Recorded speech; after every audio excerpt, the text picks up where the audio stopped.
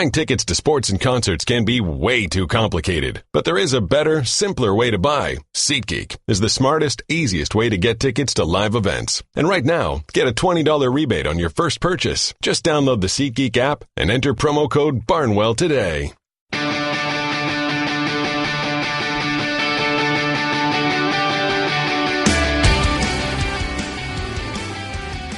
Welcome to the Bill Barnwell Show. I'm Bill Barnwell of ESPN. It is Monday, November 20th, 2017.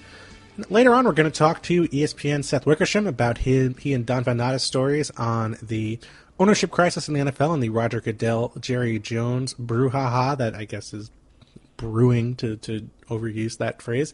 But first, to talk about the game of the week, which ended up being about a really interesting half and then a blowout after the second quarter ended. It's going to be the Athletics' Sheil Kapadia. Mr. Kapadia, how are you? Good, Bill. I might have to just sit on the line when you interview Seth and Don, because I know that's going to be a must-listen and fascinating podcasting. But I'm doing well. Back from Dallas.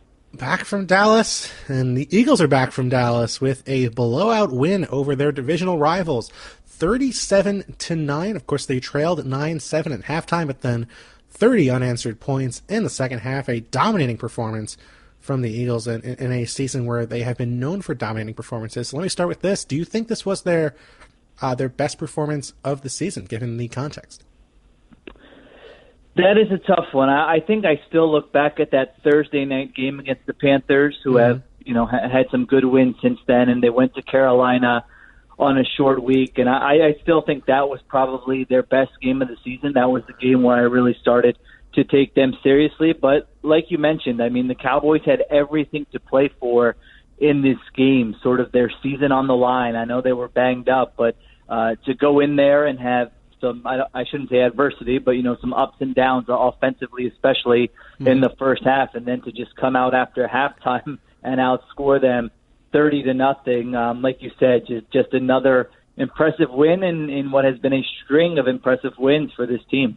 Yeah, and even in the first half, it did seem like they were honestly outplaying the Cowboys, who I thought had a very solid defensive performance especially, but the talent really showed during the second half of the game, and they really gave Dak Prescott a lot of trouble in the second half. So what do you think changed? Did they do anything that sort of inspired the defense to maybe step up, or was it really more of an offensive improvement over the second half of the game Sunday night?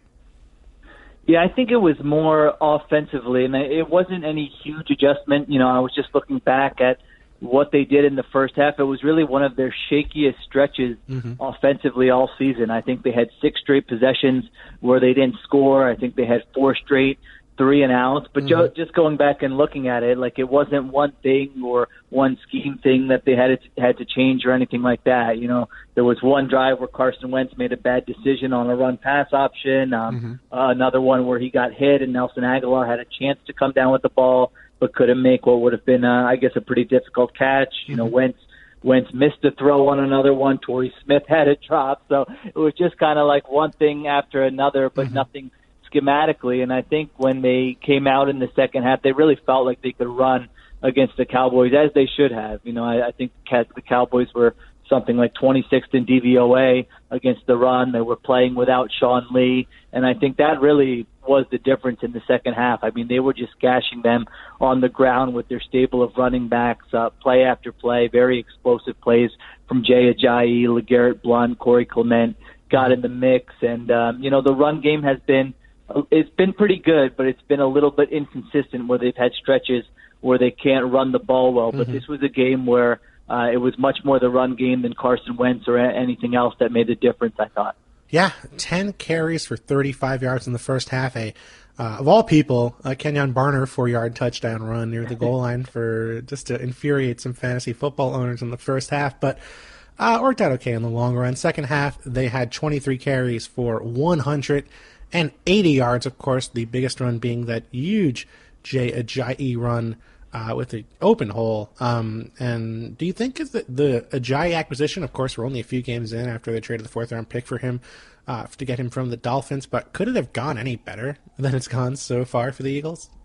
No, I mean, he's had 40-plus yard run in both of his games. I really thought he was going to get the ball a lot more in this game. I thought we'd really see him get bumped up and be the primary back, but it seems like it's not lip service when they say they want to use a lot of these guys. But it's just interesting to me that this is a team that, you know, was 8-1, and now all of a sudden for your last 7 games on the offensive side of the ball, you've got Jay Ajayi, who is immediately the most talented running back on your roster, and then on the defensive side of the ball, you're adding a cornerback in Ronald Darby, who has not played in Week 1. He's immediately the most talented cornerback on your roster as well. So it's a pretty unusual situation where things went so well for them the first 9 games, and now when teams usually start losing guys who are trying to make up for injuries, and they've had to do that as well, but it's just unusual that you get these 2 guys who are huge difference makers against the Cowboys and figure to be huge difference makers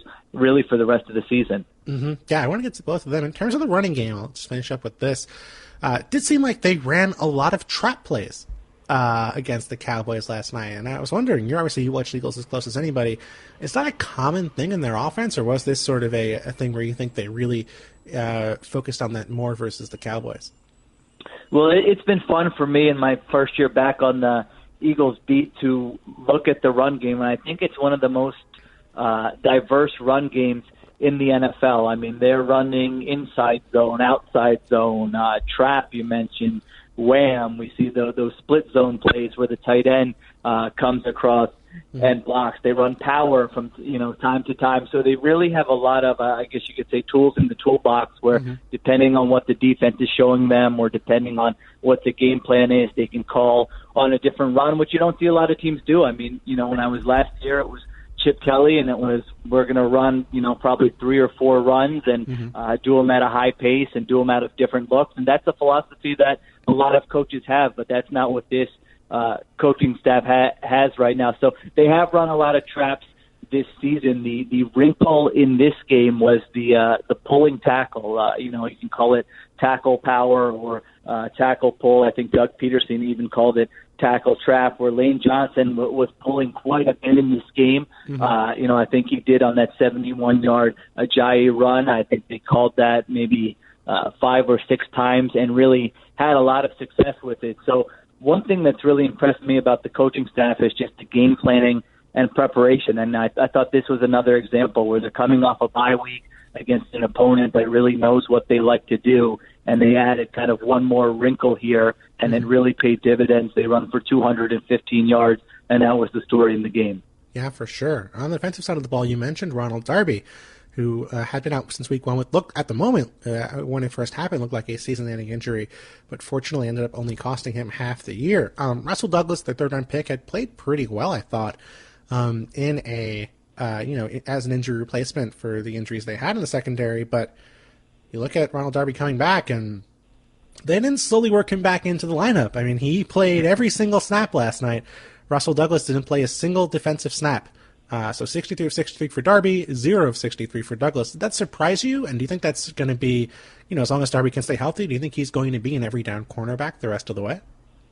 It did surprise me a little bit just because I wasn't sure what kind of shape he was in and if he would need a breather. And I do think if he needed a breather, it was kind of up to him where he could point over to the coaching staff and they would have put in either Rasul Douglas or even Jalen Watkins had been rotating in there as well. But man, that return couldn't have gone any better. He had the pass breakup against Des Bryant in the end zone early on. He had the deflection that led to a Rodney McLeod interception. He had another interception of his own. So Darby played really well. And, I wasn't sure because the defense had really, it had been a stable of guys, but I really was giving Jim Schwartz a lot of credit that they were able to play pretty well. I really felt like they had overachieved to this point in the season, and I was just wondering, Darby coming back, obviously a talented player, but a new body and communication and all that, how does it work? And it just really worked better than probably they could have imagined when you look at it. So to answer your question, I do think he's going to be an every down player. I think it'll be Ronald Darby and Jalen Mills will be their outside corners.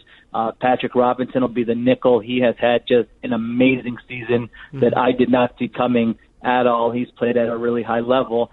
And then they do sprinkle in some dime here and there. So whether that means adding a third safety in Corey Graham, or I think there could be weeks where it could be Rasul Douglas or it could be Jalen Watkins getting in there. It's fascinating because it was an area of the team, cornerback, that I thought was probably the biggest question mark going into the season, and now they've got all these guys healthy and playing well. And don't forget about Sidney Jones, the second-round pick. He could potentially come back at some point as well.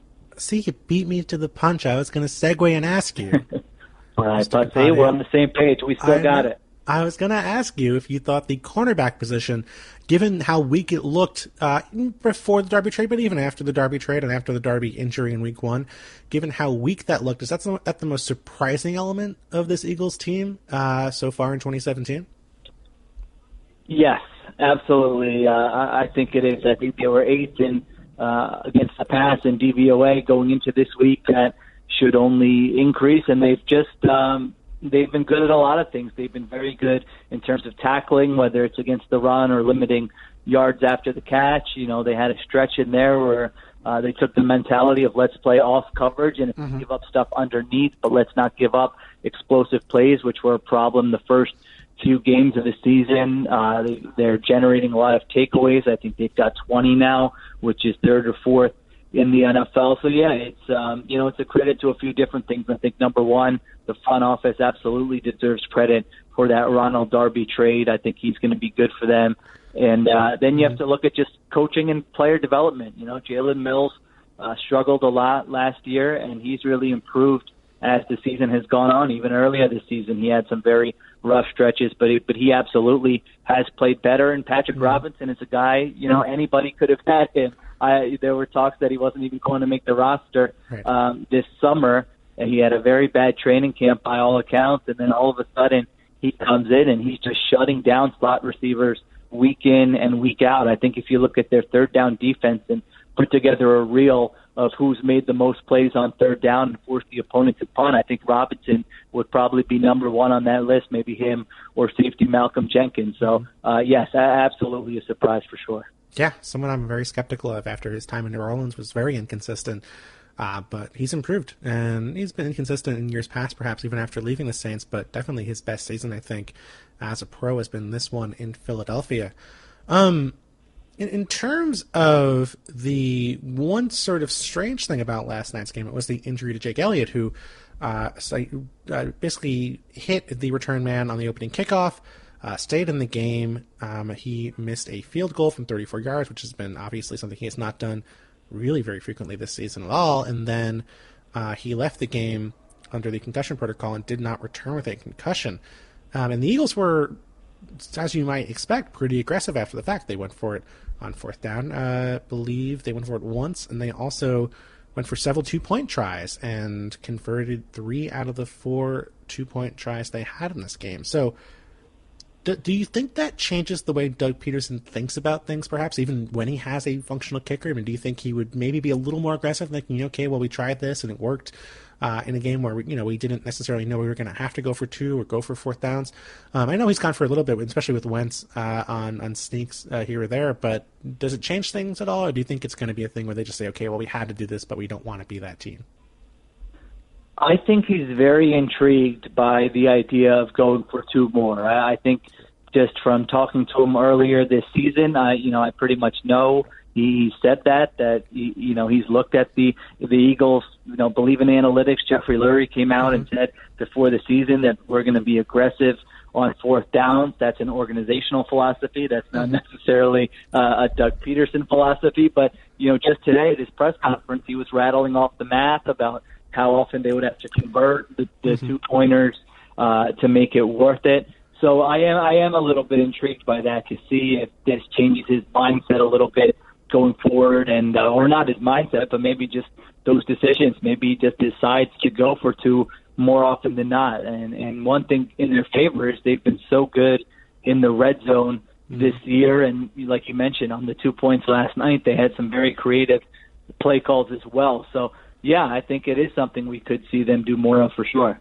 Mm-hmm. Now, in terms of the rest of their schedule, obviously they are in great shape to come away with the NFC East. They have a 99.7% chance of winning the NFC East per the ESPN Football Power Index at 9-1.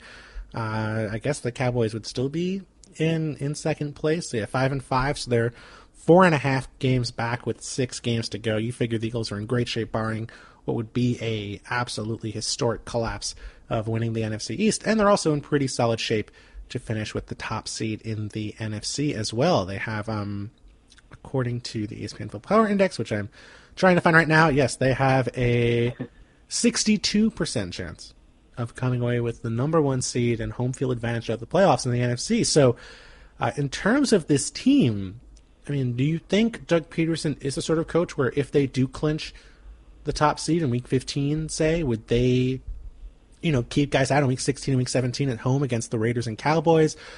Do you think they are a team that you would expect to play their starters into Week 17 and play meaningful roles? Or do you think there'll be any issues in terms of keeping this team motivated, given that they're in such great shape with 6 games to go in this season?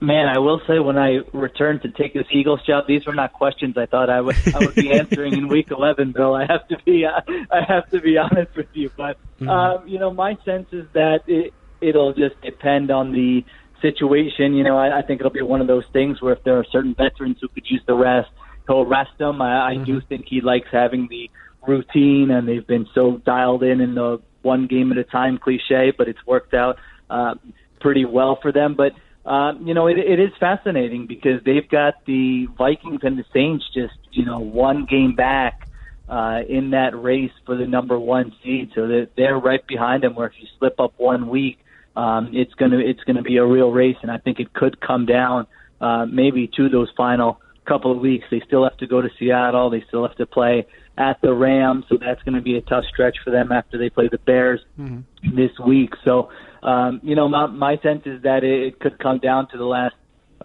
week or at least the last 2 weeks, and I think it definitely is important for them, and that they do want to get that top seed and home field advantage. Now, I will say, in terms of you being surprised about the Eagles, this is now, if I'm not mistaken, your 5th year covering a team that won 10 games. And is that an accurate statement? Wow, you've done your research. Did you start a Wikipedia page on me or something? No, that is true. Yeah, the Eagles had 2 10-win seasons under Chip Kelly when I was last here. Then when I was out in Seattle, they won double digits. Yeah, I think it was 10 games. Both the years I was out there, and now it looks like the Eagles are going to be a double-digit win team. So, yeah, I don't know, maybe Jeffrey Lurie or Doug Peterson, I don't know, maybe they owe me a favor or something for returning and helping out their fortunes. That's exactly what I'm going to say. I know you're committed to the Athletic. I know you're doing great work there, but if the Browns came to you and said, hey, just cover our team for a year, what's the worst that could happen? We're not doing that well. I think you have to at least consider it, right? That's right. Yeah, you have to see how where the powers can extend to. You definitely would need to find that out at some point. Well, Mr. Kapadia, always a pleasure to have you on. Thank you so much. Where can people check out more of what you're doing these days?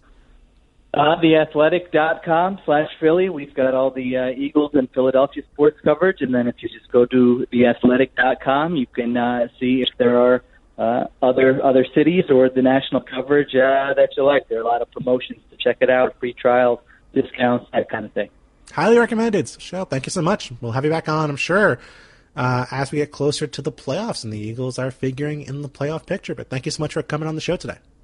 Sounds good. Thanks, Bill. All right, thanks so much to Sheil Kapadia of The Athletic. We're going to come back with Seth Wickersham of ESPN after the break. More Bill Barnwell Show here in a moment. He went to Jared because the vault is now open for the Jared Black Friday event, November 24th through December 3rd. Take advantage of amazing prices on select merchandise, all hand-picked by Jared's expert jewelers. So be of good cheer and go to jared.com to discover what's inside the vault at the Jared near you. Some exclusions apply. See jared.com for details. All right, welcome back here to the Bill Barnwell Show. I'm Bill Barnwell of ESPN. Now joining me is someone who has been on a live version of the show before. I don't know if he's been on the recorded studio version of the show, but someone who, along with Don Van Natta, has reported a series of pieces on the inner workings of NFL ownership and the now tumultuous reign of Roger Goodell for ESPN, and that's ESPN's Seth Wickersham. Mr. Wickersham, how are you? I'm great. It's probably better that I'm not going live because, you don't have to worry about me sticking my foot in my mouth and causing all kinds of problems. We can edit out everything. It's probably better this way. I mean, the Woodlands, Texas is still on fire after you burned the house down with some very controversial comments. No, it was fine. But obviously you've written some really great pieces with Don over the past few months, and it's really been interesting to me as someone who does not obviously know about necessarily what's happening on the ownership side of things in the NFL. So let me start with this. In terms of, you've been writing these pieces now for a little while. What surprised you the most about what you've learned reporting these stories versus what you would have suspected before you started really working on them? Well, Don and I started working together on a story from Spygate to Deflategate in 2015. Mm-hmm.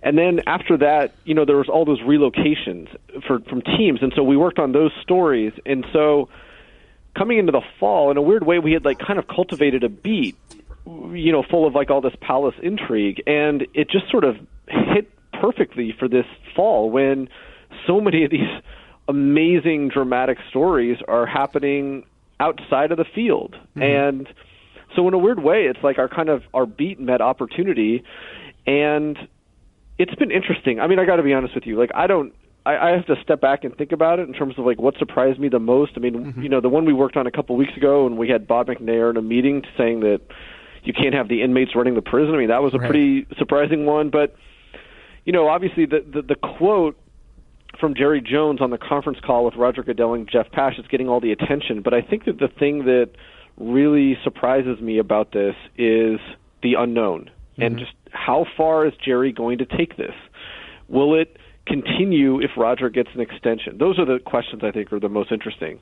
Yeah, so let's go there. In terms of course, the most recent piece you wrote was about the battle between Roger Goodell and Jerry Jones, who, if you haven't read the piece yet, definitely check that out. But essentially, I'm going to summate it very quickly here. He's tried to stall the attempts to hand Goodell a new contract. He's tried to serve as a ombudsman for the rest of the owners on the league's compensation committee, which is an interesting way of positioning himself, I suppose. So let me ask you, does this all spring out of the decision to suspend Ezekiel Elliott, or is there more from Jerry Jones at play here in terms of his motivations? Yeah, and that answer is a long and complicated answer. But I think that it all started earlier. But Zeke turned out to be the turning point. Mm-hmm. I think that Jerry has felt frustration for a while that, there's a pattern with Roger, and it's that, through some of these are self-inflicted or some of them aren't, but since he's been commissioner, the league has been kind of surfing from crisis to crisis to crisis, with the head injury crisis, looming over all of it. And his response in all of these situations is usually to hire more expensive people and expand the power of the league office. And I think mm-hmm. Jerry has felt that this not only isn't working, it isn't solving problems, but it's taking power away from the owners, and they view it as their league. And I think that dull anger has been simmering for a while.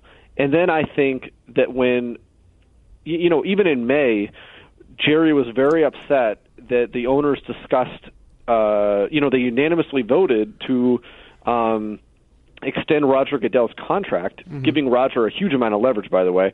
But Jerry was really upset that they didn't spend 1 minute discussing his performance. And they mm-hmm. weren't asking the questions like, are problems being solved? Has he been a great commissioner? Football's in a very odd moment right now. Is he the guy to lead us forward? And Jerry was very upset that these questions weren't being asked.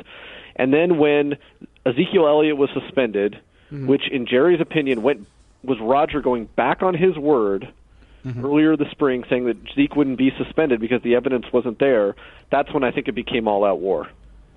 Do you think that if Ezekiel Elliott had not been suspended, do you think that Jerry Jones would be as concerned that they had not discussed Goodell's, performance after the fact? Nope. Fair. I just don't, and I think that his concerns are salient, and I don't think they would have been diminished. But, Jerry has been one of Roger's biggest champions through mm-hmm. all these crises, and now is the place where it turned. any other conclusion just doesn't make sense. It does seem like it seems like the simplest possible explanation, that he sees this as at least a personal slight, in addition to being a professional one. I mean, is there a perception, you think, around ownership and perhaps around the league as a whole, that Goodell's requests as part of a new contract are outlandish? I mean, he's asking for, according to reports, and who knows how, it seems like this is reasonably accurate, $49 million per year in terms of compensation, and then usage of a private jet and healthcare for his family, both for life, in a 13 or however how many billions of dollars we're talking about in terms of NFL revenue. Is that outlandish for a person in Goodell's position? Is that unreasonable? Do you think that ownership, or that the owners around the league, would be blanching at that if there were not these sort of concerns that Jerry Jones were facing, or it has been suggesting? Yeah, I mean, those reports were basically accurate, and I don't have a good answer for that. I mean, it's a lot of money. I think that if you look at the NFL as a media company, the compensation is roughly in line with what a lot of media executives make, but I don't know if it's quite analogous. And I think that, I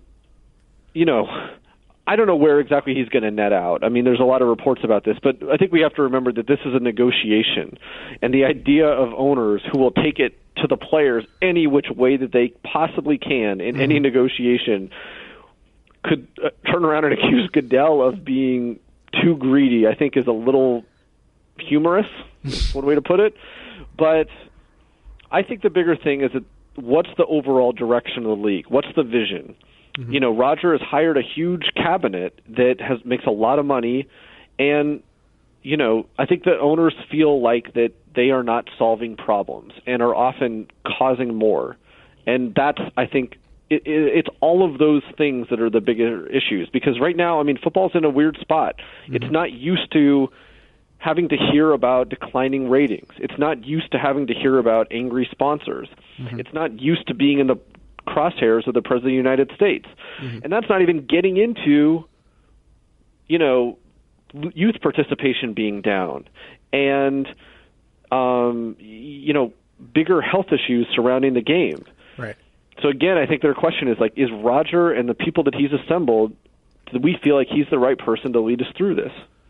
Do you feel, mentioning that cabinet that Goodell has assembled, do you think there's an appetite among ownership to have any of that cabinet sort of sticking around, even if Goodell does leave? I mean, obviously the most notable person perhaps in that cabinet would be Lisa Friel, who, as a former prosecutor, who has been, part of the evaluation process when it's come to suspending players like Ezekiel Elliott. I mean, is there, do you think that was perhaps something that owners felt like they had to do in light of the Ray Rice situation, and then in hindsight something that they wish they perhaps hadn't done? Well, I think that I suspect that if Roger is renewed, there will be different people, in his cabinet. I don't know who. I think that it's a little. I don't think that everyone's going to be replaced. But, the Lisa Friel hiring is like a really interesting example because, it was in response to crisis. And, Roger has always had this vision of the NFL serving as this larger cultural institution that other leagues just kind of don't care about, right? I mean, nobody has ever said that baseball needs to represent America and needs to sort of have this place in our culture that exists beyond entertainment. And I think that you have Jerry and other people who are like, no. Our job is to entertain, period. There's nothing else. Right. People come to us for a break. And, that the league thought that it was a good idea to open this ancillary law enforcement wing without any of the tools besides budget that you would have as a prosecutor, has turned out to be a problematic decision. Yeah, it certainly seems so. And you mentioned that, in the piece in terms of not being able to possibly get evidence that would, really get to the heart of the Ezekiel Elliott case. Is it weird to remember that, once upon a time, not that long ago, I mean, Goodell was lauded for this stuff in terms of being hard on the league's players. And this was a guy who was on the cover of Time magazine as the enforcer in 2012. I mean, I remember in 2008, I think 2007, he was suspending Adam Jones, and it was mostly praise for that suspension. It wasn't like he was getting a lot of flack from even, whether it was within the league or in the media about, the choices he was making. So was it just, sort of the Ray Rice year that things turned, or, do you think that he would not have been able to sustain that for a long period of time? That's a great question. And I don't have a clear answer on it other than, he's somebody who often seems to be itching for a fight. Yes. And, there are risks and rewards with that. And I think that right now, the hardest thing about this for him, I think, is that I'm not sure that he's wrong. I'm not sure he was wrong on Ezekiel Elliott. I mean, the four panel of experts all unanimously supported him getting some, a form of punishment. I'm not sure that he was wrong with Tom Brady and Deflategate. I mean, where are those two ball boys? Those guys are in witness protection somewhere with duct tape over their mouths. And yet, every one of these things ends up blowing up in his face, often because of self-inflicted issues, and, problems with the investigation.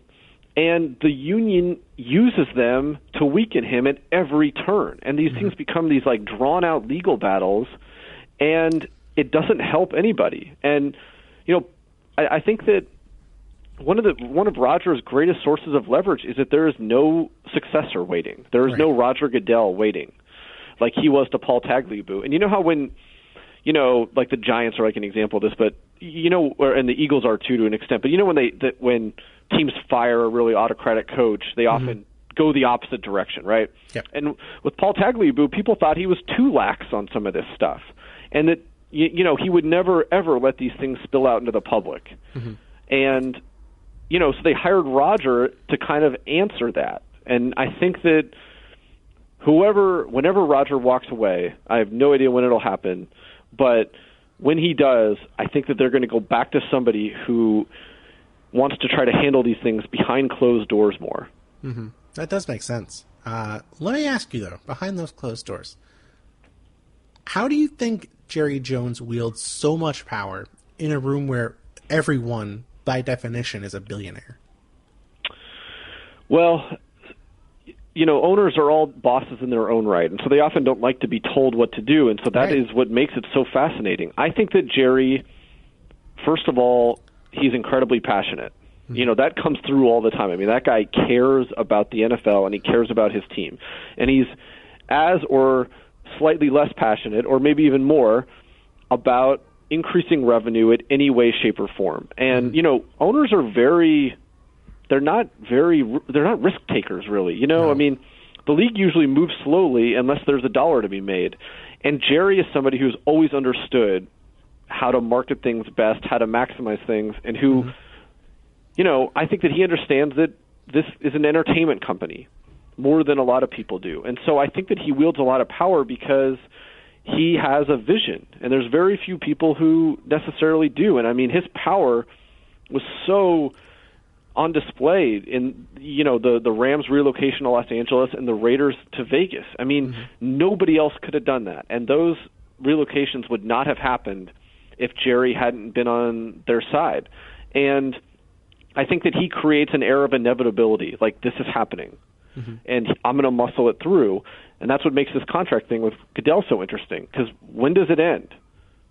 It does seem like there has to be a point where he just can't strong-arm his way into convincing most of the league's owners into thinking the same thing he does.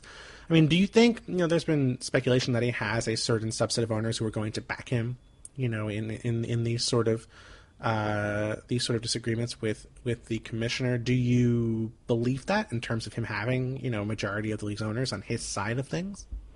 So I think that he has a handful of owners who are mostly aligned with him. I think Dan Snyder is the only one who's truly aligned with him. But I think there's a couple more that are basically with him. And then I think that there's 10 to 12 other owners who are kind of disengaged. They're often the ones who fall asleep and kind of doze off at meetings. And I think they just want Roger to get re-signed, the path of least resistance, and to get this thing out of the headlines. And then I think the rest are people who are dissatisfied with Roger's performance, but don't agree with Jerry, and in fact think that a lot of his issues are because Jerry's had so much power lately, like right. the attendance issues in LA. I mean, the optics are really bad, and I think so. To them, they're very reticent to want to switch commissioners, especially one that basically Jerry appoints, because I don't think they think that he should have more power right now. It does seem like if that's what happens, Jerry Jones is just going to be a surrogate commissioner to some extent. It does seem like he's being pitted against Arthur Blank, who has effectively fired Jones as the ombudsman of the compensation committee. Arthur Blank's obviously been an owner now for quite a while. Is there, does he have a similar, if not necessarily a Jones level, but in terms of the other owners, like a more powerful spot than most other owners in the league? Is he more respected, very well liked? I mean, how does he compare to Jones in terms of the sort of ownership hierarchy of the NFL? Well, nobody's as powerful as Jerry, but Blank is very powerful in this situation because every owner, including Jerry Jones, granted him the authority by a 32-0 vote to extend Roger. I mean, Roger Goodell has enormous leverage right now. Yes. They all voted that he should be extended, and there's nobody who's sitting around in the wings waiting to take that job. And so that's the decision that they made. Mm-hmm. So let me finish with this. Let me ask you the impossible question to answer, but I'm going to ask you anyway because I have to. If you had to put a number on it, what is the percentage chance that Roger Goodell is the commissioner of the NFL in, let's say, 2020? 80%. 80%? Just pulling that out. But I think if he gets extended, he's going to be around for a while, and I think that after the collective bargaining agreement is renegotiated with the players in 2021, I think that's when he'll be looking to get out. And I think that he'll leave before, if he's extended, and it certainly looks like he will be, I think that he will not serve out the duration of that contract. Interesting. Is there even a name you could come up with right now who you would say, well, this is the guy who's going to replace Roger Goodell? Do you think it's someone who is likely to be known right now, or is it someone who's just going to be a total out of nowhere, outside the league possibility? I think it's going to be outside the league, which I think is really interesting. Again, we went back to that analogy with, how teams go from the hard guy to the player's coach. The biggest strength of weakness for Roger in the eyes of a lot of owners is that he has only worked in the NFL league office. So he understands how this works. And I mean, even the people who don't like him tell me how brilliant he is at navigating all 32 owners. And, I think that there's nobody in the league office that owners are looking at saying, like, that's an option right there. And given the NFL's problems, given that it's so far behind the NBA in terms of global popularity, it would not surprise me at all if they tried to bring in someone from the outside who might be able to help the game evolve into its next step. Interesting. Well, Seth, thank you so much for coming on. Where can people check out more of your work? Same place as yours, man, ESPN.com and ESPN the magazine. Awesome. Thanks so much, Seth. Thanks, man. All right, guys. Thanks so much for listening today. Thanks to my guest, Sheil Kapadia of The Athletic, who you can check out on Twitter at Sheil Kapadia, and ESPN's Seth Wickersham. You can check him out on Twitter, conveniently enough, at Seth Wickersham. Two guests who know the power of having Twitter handles with their exact name, as is the case for me at Bill Barnwell on Twitter. But just so you guys know, no other shows this week. We're not doing a nickel package on Wednesday, nor am I doing a Bill Barnwell show at the end of the week because of the holiday. So I guess you could listen to this show 3 or 4 times in a row. If you want to simulate the experience, I would subscribe to the Bill Barnwell show on iTunes. Leave us a positive, hopefully, but whatever you feel, a review of some nature. But thanks so much for checking out the show, and more coming next week.